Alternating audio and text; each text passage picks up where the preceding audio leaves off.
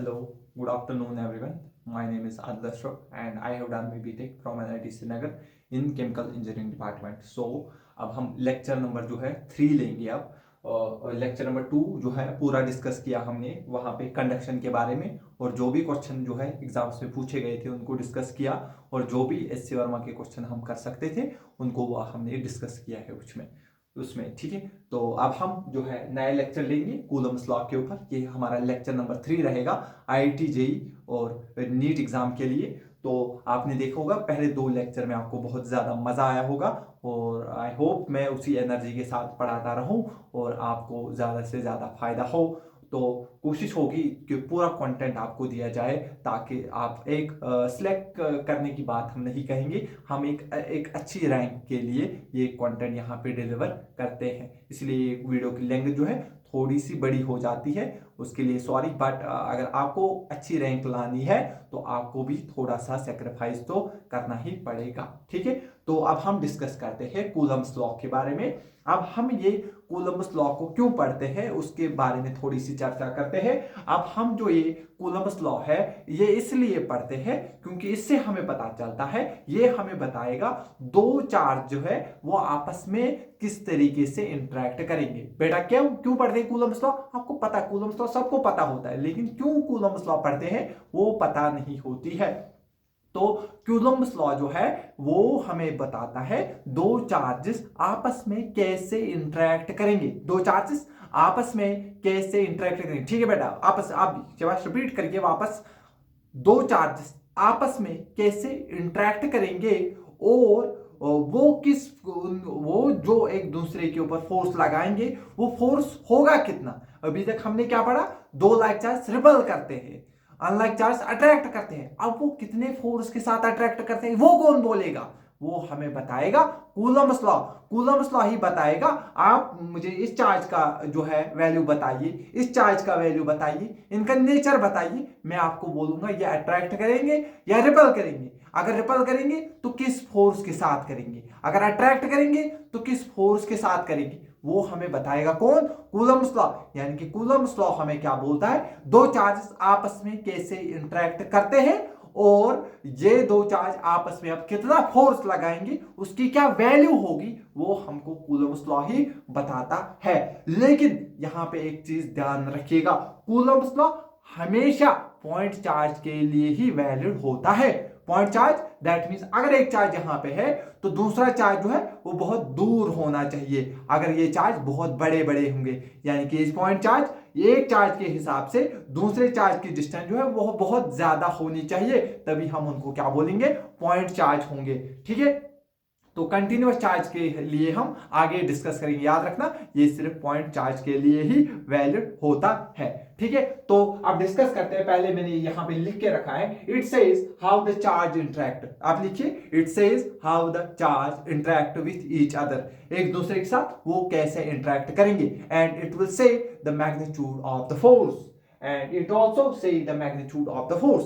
आप फर्ज करिए यहां पे हमारे पास दो चार्ज है, एक चार्ज है Q1 और दूसरा चार्ज है Q2। लेट अस, पहले हमने क्या लिया, दोनों चार्ज सेम नेचर के लिए, तो आप बोलोगे सर ये चार्ज भी पॉजिटिव ये चार्ज भी पॉजिटिव, तो दोनों चार्ज जो है क्या करेंगे, दोनों चार्ज करेंगे रिपल, दोनों चार्ज करेंगे रिपल। तो आप बोलोगे सर ये जो कोई है इसको फोर्स लगेगा इस तरफ, कितना फोर्स लगेगा, इसके ऊपर फोर्स लगेगा F, इसके ऊपर फोर्स लगेगा F। तो मैं इसको नाम बोलूंगा F12। सर आप बोलोगे ये F12 क्या है, ये F12 है फोर्स Q1 के ऊपर, फोर्स Q1 के ऊपर जो Q2 ने लगाया।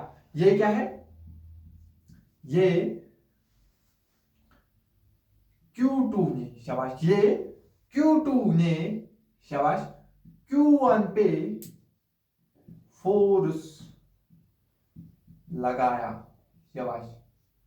क्या, ये Q1 ने, सॉरी ये Q2 ने Q1 पे फोर्स लगाया। देखो Q2 ने Q1 पे जो फोर्स लगाया उसको हम बोल देंगे F12, यानी कि Q1 पे कितना फोर्स लगाया Q2 ने उसको हम F12 बोलते हैं। अब अगर मैं आपको बोलूंगा अगर इसने फोर्स इधर लगाया F12, तो आप बोलोगे ये भी तो फोर्स लगाएगा इसके ऊपर, तो वो फोर्स क्या होगा, F21। ये फोर्स है Q2 पर, ये फोर्स है Q2 पर Q1 की वजह से, फोर्स Q2 पर Q1 की वजह से। आई होप यहां तक तो तुम आपको अच्छे से समझ आ गया होगा, ये यहां तक हमें समझ आ गया है। लेकिन अब इसकी वैल्यू क्या होगी, ये दोनों फोर्सेस बराबर होंगे क्योंकि ये इक्वल एंड अपोजिट है, ये इक्वल एंड अपोजिट है, नेचर इनका सेम है। याद रखना, अगर फोर्सेस इक्वल और अपोजिट हो, इक्वल और अपोजिट हो, नेचर सेम हो, नेचर सेम हो, ये भी इलेक्ट्रोस्टैटिक फोर्स, ये भी electrostatic force, direction opposite, direction magnitude बराबर डायरेक्शन अपोजिट, मैग्नीट्यूड बराबर direction opposite, same nature, same nature, एक साथ लग रहे हो, एक साथ लग रहे हो साइमल्टेनियसली, अगर वो लग रहे हो और दो अलग अलग बॉडीज पे अगर लग रहे हो तो उसी को हम बोलते हैं एक्शन रिएक्शन पेयर।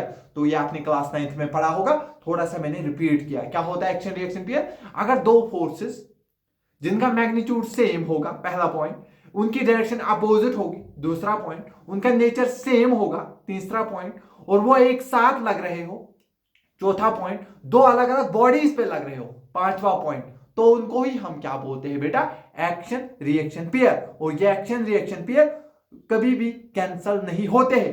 क्यों नहीं, क्योंकि अलग अलग बॉडीज पे ये लगते हैं, इसलिए ये कैंसल नहीं होंगे।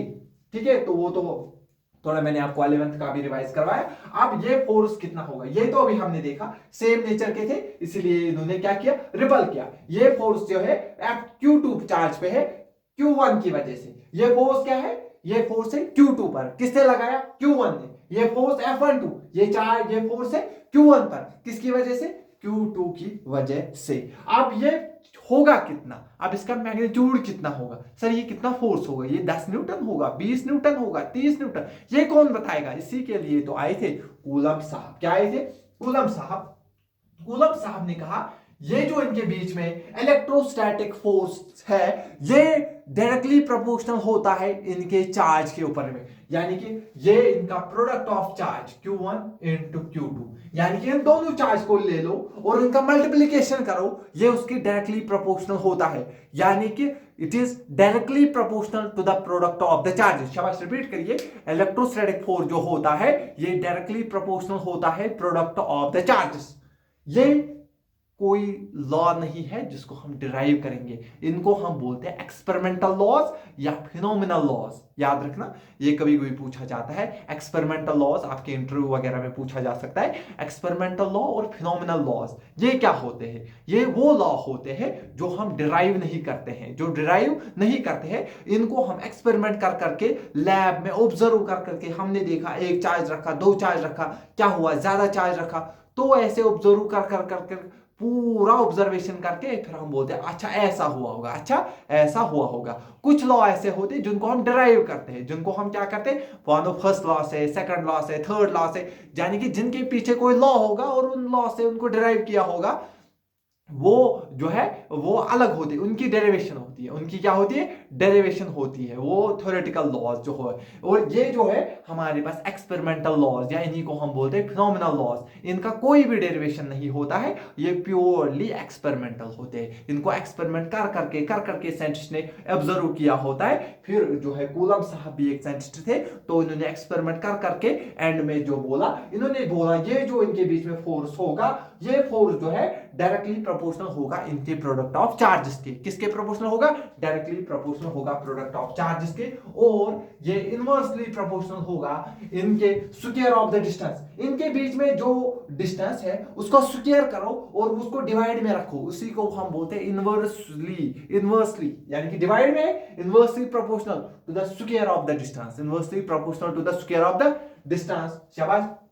तो अगर हम इनको कंबाइन करेंगे, कंबाइन करने के बाद हमको यहां पे मिलता है जो फोर्स है वो डायरेक्टली प्रोपोर्शनल, ऊपर क्या आया हमारे पास Q1 Q2 और डिवाइड में आ गया R²। अब इस प्रोपोर्शनलिटी साइन को हटाने के लिए हम एक कांस्टेंट लाते हैं, तो यहां पे फोर्स आएगा, उसका नाम हम रखते हैं K, और यहां पे तो ऑलरेडी है ही Q1 Q2 divide by R²। और यहां पर हमारे पास ये K जो है ये हमारा हो गया इलेक्ट्रोस्टैटिक कांस्टेंट। ये हमारा क्या होता है, इलेक्ट्रोस्टैटिक कांस्टेंट। ठीक है, तो इतना हो गया। पहले आप इतना समझ के रफली लिखिएगा, तो उसके बाद आप डेफिनेशन लिखेंगे जो आपको बोर्ड्स वगैरह में पूछी जा सकती है। तो आप डेफिनेशन में क्या लिखोगे, Coulomb's law states that the electrostatic force is directly proportional to the product of the charge, is directly proportional to the product of the charges, ठीक है, and it is inversely proportional to the square of the distance between them, और ये inversely proportional क्या है, square of the distance between them. फिर आप यहां पे एक स्टेप और लिखना मैथमेटिकली, ठीक है, मैथमेटिकली आप क्या लिखोगे, जो आपका इलेक्ट्रोस्टैटिक फोर्स है आप यहां पे ऐसे लिखोगे, ये प्रोपोर्शनल होता है Q1 Q2, और फिर यहां पे ऐसे लिखोगे ये प्रोपोर्शनल होता है 1/r²। या आपकी पहली इक्वेशन या आपकी दूसरी इक्वेशन, जब आप कंबाइन करोगे इन दो इक्वेशंस को, कंबाइन करने के बाद आपको जो है ये फोर्स डायरेक्टली प्रोपोर्शनल आएगा Q1 Q2 divide by r²। तो यहां पे प्रोपोर्शनलिटी साइन हटाने के बाद अब हम लिखेंगे force equal to K Q1 Q2 divide by r²। तो ये होता है हमारे पास कूलम्ब्स लॉ। तो ये हमने इस फोर्स का क्या निकाल दिया है, मैग्नीट्यूड। अब ये जो K है इसकी वैल्यू होती है खुद 1/4 पाई एप्सिलॉन नॉट, या डायरेक्टली हम लिख सकते हैं 9 × 10⁹ न्यूटन मीटर पर कूलम स्क्वायर, ठीक है। तो ये एप्सिलॉन नॉट हमारे पास होता है, जिसकी हमने लास्ट क्लास में है, हमने इसकी डायमेंशनल फॉर्मूला जो है निकाली थी। ये एप्सिलॉन नॉट हमारे पास क्या होता है, permittivity of free space, permittivity of free space, ठीक है, परमिटिविटी ऑफ फ्री स्पेस, ठीक है। तो ये हमारा डिस्कशन हो गया, परमिटिविटी क्या होती है, परमिटिविटी ऑफ फ्री स्पेस क्या होती है, ये हम डिटेल में समझेंगे। लोगों को तो बस फॉर्मूला याद होता है, आपको इसका रियल जो है फिजिकल सिग्निफिकेंस पता चलेगा, ठीक है। तो अभी आप इतना नोट करिए बेटा। हाँ, तो अब हम थोड़ा आगे डिस्कस करते हैं। सॉरी, यहाँ पे जो है मैंने आपको बोला था 9 × 10⁹ न्यूटन मीटर स्क्वायर था खाली मीटर नहीं था, ठीक है, न्यूटन मीटर स्क्वायर पर कूलम स्क्वायर जो है इसकी जो है हमारे पास वैल्यू आती है, ठीक है। तो यहां तक तो हमारा क्लियर हो गया। अभी हमने जो अभी तक यहाँ पे सीखा, हमने फोर्स जो है हमारे पास आ गया K Q1 Q2 divide by r²। याद रखना ये हमें मैग्नीट्यूड ऑफ फोर्स मिलता है यहाँ पे, कि हमने देखा इसका क्या वैल्यू होता है, और एप्सिलॉन नॉट हमारे पास परमिटिविटी ऑफ फ्री स्पेस होता है। आई होप इतना समझ आ गया। लेकिन यहाँ पे मुझे कुछ इंपॉर्टेंट पॉइंट्स पहले डिस्कस आपसे करने हैं, ठीक है, इंपॉर्टेंट पॉइंट्स आप भी लिखिए कॉपी में। इंपॉर्टेंट पॉइंट्स में सबसे पहले, जब भी फोर्स का डिस्कशन आएगा आपको सबसे पहले क्या देखना है, फोर्स किसने लगाया, किसने फोर्स लगाया, दूसरी चीज किस पर फोर्स लगाया, तीसरी चीज कितना फोर्स लगाया और कहां पर लगाया। फोर्स के लिए हमेशा 4 चीज आपको पता होनी चाहिए, तभी आप बिल्कुल आराम से कर सकते हो। क्या पता होना चाहिए, किसने फोर्स लगाया, ठीक है, किसने फोर्स लगाया, ठीक है। दूसरा पॉइंट, किस पर फोर्स लगाया,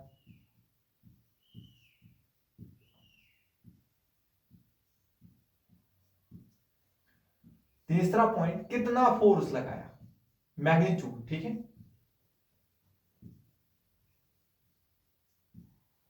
और कहां पर लगाया, ठीक है, यानी पॉइंट ऑफ एप्लीकेशन, ठीक है,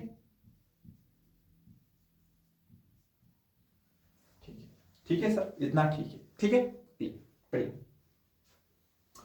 तो अब हम क्या लेते हैं, यहां पर एक चार्ज है, ठीक है बेटा, इसका Q1 चार्ज है, और यहां पे हमने दूसरा चार्ज रखा, ये भी पॉजिटिव चार्ज है। तो दोनों सेम टाइप ऑफ चार्ज है, तो क्या करेंगे बेटा, अट्रैक्शन या रिपल्शन। तो आप बोलोगे सर रिपल्शन करेंगे, ठीक है। तो इसका आप बताओगे ना, हाँ सर ये फोर्स है 2 पर 1 की वजह से, ठीक है। कितना होगा मैग्नीट्यूड, आप बोलोगे सर K। इसका कितना चार्ज है Q1, इसका कितना चार्ज है Q2, डिवाइड बाय इनके बीच में कितना डिस्टेंस है R, तो कर दीजिए r², ठीक है। तो अगर इसने इधर फोर्स लगाया तो इसने भी तो वापस इसके ऊपर फोर्स लगाया होगा। आप बोलोगे सर हाँ, कितना फोर्स लगाया होगा इसके ऊपर, F12 फोर्स 1 पर, 2 की वजह से। ठीक है, कितना होगा सर, सेम ही मैग्नीट्यूड होगा के, इसके ऊपर कितना चार्ज Q1, इसके ऊपर कितना चार्ज Q2, इनके बीच में कितना डिस्टेंस है उसका स्क्वायर होगा। ठीक है, यहां तक तो क्लियर हो गया होगा। देखिए अब मैं थोड़ा सा यहां पे चेंज करता हूं, एक हम लेते हैं नेगेटिव चार्ज और बेटा एक हम यहां पे लेंगे पॉजिटिव चार्ज, इनके बीच में जो है सेपरेशन को आर ही रहने देते हैं। ठीक है बेटा, हाँ सर आप क्या बोलोगे सर, एक पॉजिटिव एक नेगेटिव, यानी कि इनके बीच में होगा अट्रैक्शन, दोनों अलग अलग टाइप के हैं तो अट्रैक्शन होगा। तो दैट मींस ये जो है Q1 इसको अपनी तरफ इधर खींचेगा और ये Q2 भी है जो है इसको अपनी तरफ खींचेगा। ठीक है, तो ये क्या है, Q2 को Q1 ने खींचा, इसलिए मैं इसको लिखूंगा force on two due to 1। ये क्या है, Q1 को Q2 ने अपनी तरफ खींचा, यानी कि किसको खींचा, Q1 को किसने खींचा, Q2 ने, इसलिए F1 2 F1 2। इससे आप कंफ्यूज हो जाओगे, ये इस तरफ है और ये इस तरफ है। आई होप इतना समझ आ गया। इसका कितना आप बोलोगे मैग्नीट्यूड, आप बोलोगे दोनों का सेम होगा, कितना होगा के, सर आप बोलोगे माइनस Q1 और इसका magnitude Q2 divide by R square, और ये हो जाएगा गलत। अगर आपने डायरेक्शन एज्यूम की है तो फिर ये सिर्फ मैग्नीट्यूड है, यहां पे माइनस नहीं डालना है, यहां पे माइनस, क्योंकि माइनस तो कंसीडर हमने डायरेक्शन से ही किया ना, माइनस प्लस अट्रैक्शन, तो डायरेक्शन से ही हमने क्या किया, इसको यहां पे कंसीडर किया। याद रखना यहां पे माइनस नहीं डालना होता है, ये मैग्नीट्यूड का फॉर्मूला है, यहां पे सिर्फ जो है हमें वैल्यू डालनी है, प्लस माइनस नहीं डालना है। तो सर सही क्या होगा, सही होगा के Q1 Q2 divide by R square. ठीक है, इतना क्लियर हो गया होगा। अब यहां पे भी हम एक एग्जांपल लेना चाहें, कभी कभी ऐसा हो सकता है जो आपका जो है Q1 वो इधर हो और आपका जो है Q2 उधर हो, तो जैसे भी हो हम इन दोनों को ज्वाइन करने वाली लाइन जो होगी उसी के अलोंग फोर्स लगता है। आपको पता होना चाहिए फोर्स कहां लगता है, the line joining the two charges. ठीक है, इनके इसीलिए मैंने एग्जांपल लिया, यानी कि अगर टेढ़े मेढ़े भी होंगे तो हम उनको ज्वाइन करेंगे और उसी लाइन के अलोंग फोर्स लगेगा, या तो रिपल्शन वाला या अट्रैक्शन वाला। ये सेम है तो इधर रिपल्शन, ये यहां पे फोर्स होगा 2 पे 1 की वजह से, और ये फोर्स होगा यहां पे 1 पे 2 की वजह से। ठीक है, क्लियर हुआ। तो यहां तक तो आई होप आपको अच्छे से समझ आ गया होगा। पहले आप जो है इतना नोट कर लीजिए।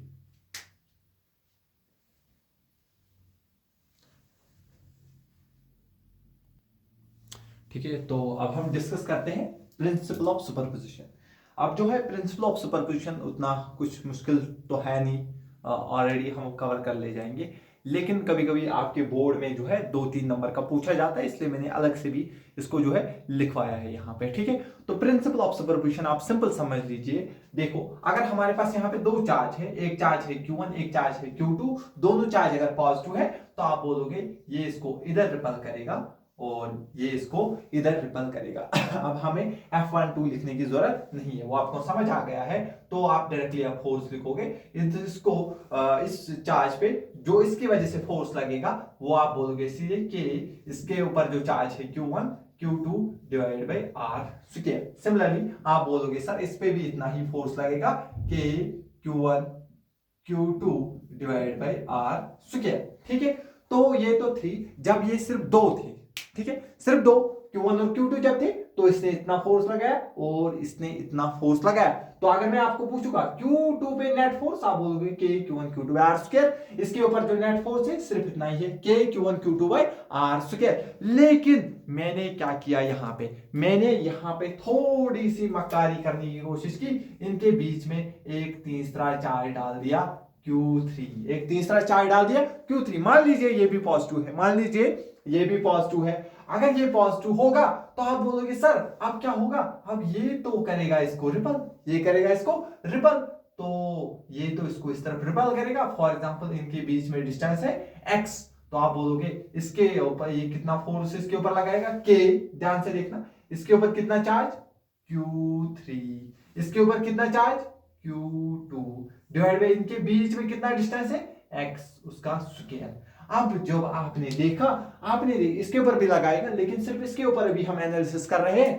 पहले जो हमने अब देखा क्या अब इस तीसरे की आने की वजह से इनके बीच में ये लगने वाला फोर्स चेंज होगा या नहीं? बताइए, क्या इनके बीच में लगने वाला फोर्स चेंज होगा? आप बोलोगे हाँ सर, पहले ये सिर्फ दो थे, अब इनके बीच में तीसरा बंदा आया तो फर्क तो पड़ेगा, तो फर्क तो पड़ेगा, लेकिन वो जिंदगी में पड़ता है, यहां नहीं पड़ेगा फर्क, यहां नहीं पड़ेगा फर्क। चाहे ये दो चार्ज हो या 100 चार्ज हो, इनके बीच में जितना फोर्स लगना था K(Q1Q2)/r², पहले भी उतना ही लगेगा, 100 चार्ज के बाद भी उतना ही लगाएगा, आप 1000 चार्ज रख दीजिए उतना ही लगेगा। दैट मीन्स ये दो आपस में बहुत ही लॉयल चार्जेस होते हैं, चार्ज आपस में बहुत लॉयल होते हैं। लेकिन कहीं पे ये भी मक्कारी करते हैं, अभी दिखाऊंगा। ये चार्ज Q1, ये चार्ज Q2, इन जब ये चार्ज नहीं था, इनके बीच में कितना फोर्स था K(Q1Q2)/r²। अब जब ये चार्ज है तब भी तो इनके बीच में इतना ही फोर्स है K(Q1Q2)/r²। लेकिन लेकिन लेकिन जब ये चार्ज नहीं था तो इसके ऊपर सिर्फ इतना फोर्स था, इसके ऊपर नेट फोर्स था K(Q1Q2)/r²। लेकिन जब ये आया तो अब इसके ऊपर नेट फोर्स किसकी वजह से आएगा? ये फोर्स पे और ये फोर्स, यानी कि इसका नेट फोर्स चेंज हो गया। पहले इसके ऊपर एक ही फोर्स लग रहा था इतना, अब ये फोर्स भी इसके ऊपर लगेगा तो नेट फोर्स जो है वो चेंज हो गया। नेट फोर्स क्या हो गया? चेंज हो गया। इनके बीच में आपस में लगने वाला फोर्स जो है वो बिल्कुल चेंज नहीं हुआ, चाहे ये दो ही थे या दो से ज्यादा। लेकिन इंडिविजुअल चार्जेस को फर्क पड़ा। इंडिविजुअल चार्जेस पे जो नेट फोर्स, ध्यान से, इंडिविजुअल चार्जेस पे जो नेट फोर्स है उसके ऊपर फर्क पड़ा। पहले जो है दो चार्ज इनके आपस में ही नेट फोर्स था, अब अगर तीसरा आया तो नेट फोर्स जो है वो चेंज हो जाएगा। कम भी हो सकता है और ज्यादा भी हो सकता है। Clear sir? समझ गए? समझ गए, ठीक है। तो क्या मैंने कहा, यानी कि तीसरा चार्ज के आने से इन दोनों के आपस में लगने वाले फोर्स के ऊपर कोई असर नहीं हुआ, कोई असर नहीं हुआ। वही मैंने लिखा, थर्ड चार्ज के आने से Q1 और Q2 में लगने वाले फोर्स पे कोई असर नहीं हुआ, बट इंडिविजुअल चार्जेस पे नेट फोर्स को फर्क हुआ। यानी कि जो नेट फोर्स है वो चेंज हुआ, नेट फोर्स जो है वो चेंज हुआ। दैट मींस यहां पे जो है इनके बीच में लगने वाले फोर्स को जो है बिल्कुल भी फर्क नहीं पड़ा, बट जो नेट फोर्स है उसके ऊपर फर्क पड़ा। ठीक है, ठीक है। तो इनके बीच में आपस में लगने वाले फोर्स पे जो है बिल्कुल भी फर्क नहीं पड़ेगा, लेकिन तीसरे चार्ज के आने से इनके नेट फोर्स पे जो है असर पड़ता है। ठीक है, क्लियर हो गया सर? ठीक है। तो सुपरपोजिशन प्रिंसिपल जो है वो सिर्फ इतनी ही डेफिनेशन है उसकी। सुपरपोजिशन प्रिंसिपल क्या कह रहा है, अगर हमारे पास दो या दो से ज्यादा चार्जेस आ गए, दो या दो से ज्यादा चार्जेस आ गए, तो जो नेट फोर्स होगा किसी भी एक चार्ज पे, वो बाकी चार्जेस पे जो लगने वाला फोर्स है उसका नेट जो है उसका वेक्टर सम होगा, उसका वेक्टर सम होगा। देखो, जब ये चार्ज नहीं था तो इसके ऊपर नेट फोर्स इतना ही था, अब जब ये चार्ज आया तो इसकी चार्ज, इस चार्ज की वजह से भी इसके ऊपर फोर्स लगेगा, तो ये नेट फोर्स है। शॉर्ट में अगर मैं देखूं, इस चार्ज के अलावा कितने चार्ज है? और दो चार्ज है, तो वो जो इसके ऊपर फोर्स लगाएंगे, एक तो ये इधर फोर्स लगाएगा, ये इधर फोर्स लगाएगा, इन दोनों फोर्सेस का वेक्टर सम मुझे लेना है, वो इसके ऊपर नेट फोर्स आएगा, वो इसके ऊपर क्या आएगा? नेट फोर्स आएगा। समझ आ गया? That means if there are two or more charges, अगर दो या दो से ज्यादा चार्जेस है, then the force on any one charge is a vector sum of force acting on the remaining charge। यानी कि फॉर एग्जांपल अगर मैं भी यहां पे थोड़ा अच्छे से समझाऊंगा, ये एक चार्ज, ये दो, ये तीन, ये चार चार्ज है। कितने चार्ज है? मुझे इसके ऊपर नेट फोर्स निकालना है, तो नेट फोर्स अगर मुझे इसके ऊपर निकालना है, इसके बगैर कितने चार्ज है? आप बोलोगे इसके बगैर तीन चार्ज है। तो आप बोलोगे सर अगर इसको भी हम प्लस लेंगे Q1, इसको लेंगे प्लस Q2, इसको लेंगे प्लस Q3, और ये हमारे पास है प्लस Q4, तो आप बोलोगे ये पॉजिटिव है, तो ये इसके ऊपर फोर्स लगाएगा, इसको हम बोलेंगे F1, और ये Q3 जो है इधर फोर्स लगाएगा, क्योंकि दोनों पॉजिटिव है, इसको हम F3 बोलेंगे। Q2 की वजह से इधर फोर्स लगाएगा, इसको हम F2 बोलेंगे, क्योंकि F2 की वजह से लग रहा है। तो तीन फोर्स आएंगे, इसके बाद हम इनको वेक्टोरियली रिजोल्व करेंगे, तो फिर जो उसका नेट रिजल्टेंट आएगा वही इसके ऊपर नेट फोर्स आया। समझ आएगा? उसी तरीके से अगर इसके ऊपर निकालना होगा तो हम बाकी चार्ज देखेंगे वो कैसे इसके ऊपर फोर्स लगाते हैं, तो इसी को हम बोलते हैं सुपरपोजिशन प्रिंसिपल। तो ये आपका क्लियर हो गया यहां तक। हाँ, तो अब हम डिस्कस करते हैं कुछ इंपॉर्टेंट पॉइंट्स जो हमारे पास क्या है कूलम्ब्स लॉ के।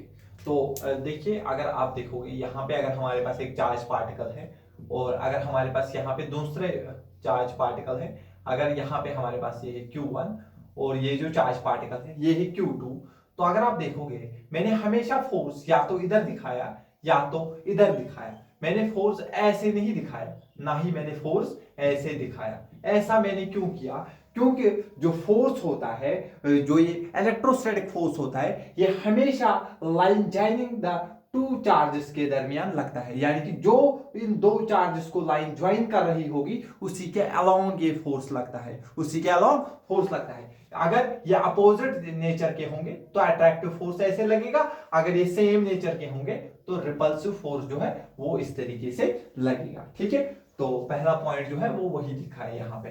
तो पहली इंपॉर्टेंट प्रॉपर्टी जो होती है इलेक्ट्रोस्टैटिक फोर्स की, this force is always acts along the line joining the two charges. पहला पॉइंट लिखिए, this force always acts along the line joining the two charges. दूसरी प्रॉपर्टी क्या है? ये एक सेंट्रल फोर्स होता है, सेंट्रल टू सेंटर लगने वाला फोर्स होता है, सेंट्रल फोर्स होता है। ठीक है, ये भी क्लियर हो गया आपको।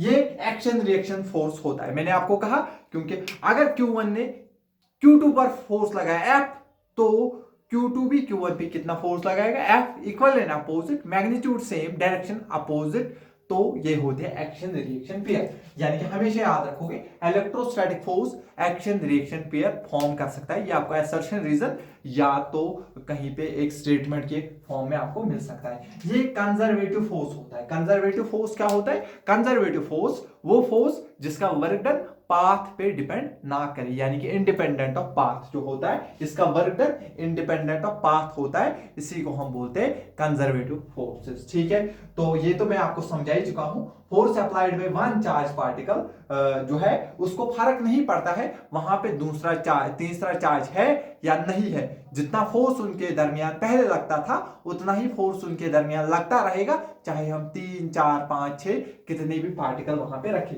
यानी कि force applied by the one charge particle on another is independent of the presence or absence of the third charge या other charge। वहां पे दूसरा चार्ज हो या वहां पे कोई और चार्ज हो या ना हो तो हमें उससे कोई फर्क, यानी कि दो चार्जेस में लगने वाले फोर्स को उससे कोई फर्क नहीं पड़ता है, लेकिन नेट फोर्स पे फर्क पड़ता है। किसी भी एक चार्ज पे net force on A given charge, किसी भी एक चार्ज पे अगर निकालना होगा तो वो क्या होता है? Vector sum of all the individual forces. उसके बगैर जितने भी वहां पे चार्ज हो वो जो फोर्स उस पे लगाएंगे उनको वेक्टर सम करना है, तो वो उसके ऊपर हमें मिलेगा जो है नेट फोर्स। तो इसी को हम प्रिंसिपल ऑफ सुपरपोजिशन बोलते हैं। ये पॉइंट्स भी आप बोर्ड्स में लिख सकते हो तो अच्छे मार्क्स मिल सकते हैं। तो अभी तक तो क्लियर हो गया, अब हम कुछ क्वेश्चंस लेंगे तो फर्दर डिस्कशन के लिए।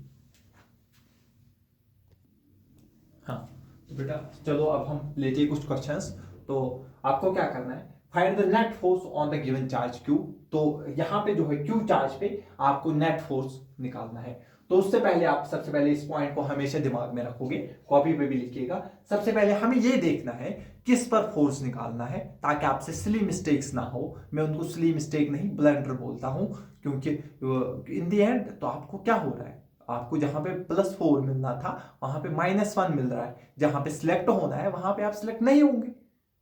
ठीक है, तो उसको सिली मिस्टेक नहीं बोलते, ब्लंडर बोलते हैं। ठीक है, सिली मिस्टेक हो गया, आप कुछ नहीं छोड़ दो, 0 ही मिलेगा, एटलीस्ट माइनस भी तो नहीं मिलेगा आपको। ठीक है, तो उसको बचाने के लिए आपको सबसे पहले पता होना चाहिए किस पर फोर्स निकालना है, पहली बात, और किसकी वजह से निकालना है, तो आपकी जो है मुश्किलें आसान होगी। तो फिलहाल यहाँ पे अब हम देखते हैं क्वेश्चन नंबर 1 जो है हमारे पास। यहाँ पे 3Q चार्ज और +Q चार्ज, ये देखने से पहले मैं देखूंगा किस पे फोर्स निकालना है, Q पे फोर्स निकालना है। ठीक है, क्या ये दोनों पॉजिटिव है? हाँ सर ये दोनों पॉजिटिव है, तो रिपल करेंगे और ये Q पे दिखाना है। इसके साथ में बिल्कुल भी छेड़छाड़ नहीं करूंगा, अदरवाइज क्वेश्चन गलत हो सकता है। ठीक है, तो इधर फोर्स लगेगा, कितना फोर्स लगेगा? आप बोलोगे सर K, और इसका कितना मैग्नीट्यूड? 3Q। सर इसका कितना मैग्नीट्यूड? Q, और इनके बीच में कितना डिस्टेंस? R²। तो ये हो गया आपका आंसर, ये हो गया आपका आंसर। फिर से अब मैं किसके ऊपर चार्ज निकालना है? Q के ऊपर, Q के ऊपर फोर्स निकालना है। तो सर पहले तो मैं देखता हूं ये एक पॉजिटिव एक नेगेटिव, ये तो अट्रैक्शन करेंगे। किधर करेंगे अट्रैक्शन, इधर करेंगे सर, बिल्कुल। इसके ऊपर नहीं, कुछ बच्चे इसके ऊपर दिखाते हैं, अरे इसके ऊपर नहीं पूछा है, इसके ऊपर पूछा है ना, ठीक है। तो इसके ऊपर पूछा है तो कितना फोर्स लगेगा, आप बोलोगे सर के। अब यहां पे गलती नहीं करना, मैग्नीट्यूड डालना है खाली 5q -5q नहीं लिखना, और इसका मैग्नीट्यूड है q divide by r square, इनके बीच में भी डिस्टेंस r है। समझ आ गया, अच्छे से क्लियर हुआ, बिल्कुल। अब मैं थोड़ा सा आपको जो है 11th का वेक्टर के कुछ रिजल्ट जो है वो मैं आपको रिकॉल करूंगा। कुछ बच्चे होंगे जिन्होंने 11th अच्छे से पढ़ा होगा, उनको याद होंगे, लेकिन कुछ बच्चे होंगे जिनको स्किप हुआ होगा, लेकिन हमें सबको एक साथ लेके चलना है। वो बच्चे नहीं डरे, वो अपना हाथ दे, मैं उनका हाथ पकड़ने के लिए तैयार हूं।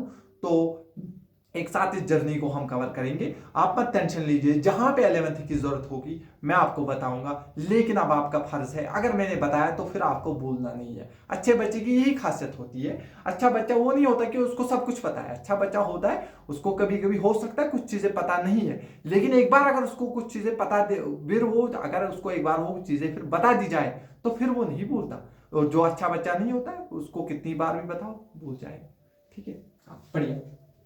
अगर हमारे पास दो इक्वल वेक्टर होते, लेट दोनों का मैग्नीट्यूड मानो f, फोर्स वेक्टर कुछ भी हो सकता है। अगर हमारे पास दो इक्वल वेक्टर है, यानी कि दोनों का मैग्नीट्यूड सेम है और उनके बीच का एंगल कितना है 60 डिग्री, तो रिजल्टेंट हमेशा बीचों बीच निकलेगा। बीचों बीच मतलब टोटल एंगल 60, तो आधा इधर होगा, यानी कि इसके साथ भी 30 और इसके साथ भी 30, ठीक है सर, ये तो पता है। अब रिजल्टेंट कितना होगा, और उसका मैग्नीट्यूड होगा √3 टाइम्स, कितना होगा √3 टाइम्स f। अगर दो इक्वल वेक्टर होंगे 60 डिग्री पे तो उनका रिजल्टेंट होगा √3 टाइम्स f। ये आप वैसे भी निकाल सकते हो रिजल्टेंट, अगर आप फॉर्मूला यूज करोगे √, एक का मैग्नीट्यूड क्या है f स्क्वायर, दूसरे का मैग्नीट्यूड f का स्क्वायर प्लस 2, इसका मैग्नीट्यूड f, इसका magnitude f into cos of 60 degree. यहां से भी जब आप सॉल्व करोगे तो आपको √3f ही मिलेगा। लेकिन इतना टाइम नहीं देना है आपको एग्जाम में, ये क्वेश्चन तो देखते ही हो जाना चाहिए, ठीक है। तो आप हमारा क्वेश्चन जो है, हमारा टाइम जो है वो बचे, इसलिए हम ये चीजें जो है याद रखते हैं, ठीक है। शाबाश।